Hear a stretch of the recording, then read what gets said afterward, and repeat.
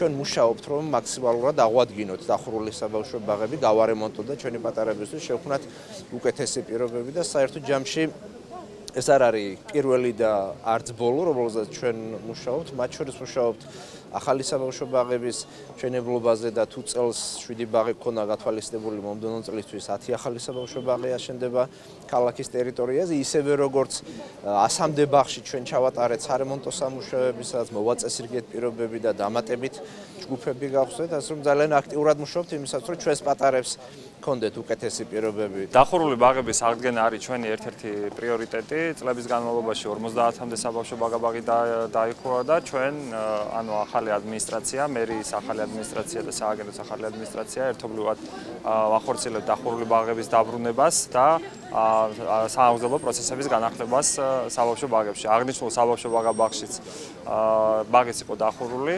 ჩვენ აღვადგინეთ ეს ბაღი. წინა ხელისუფლებამ დახურა 3 ათეული წლის მქონე ისტორიის მქონე საბავშვო ბაღი და აქ იყო გახსნილი ნაციონალური მოძრაობის ოფისი.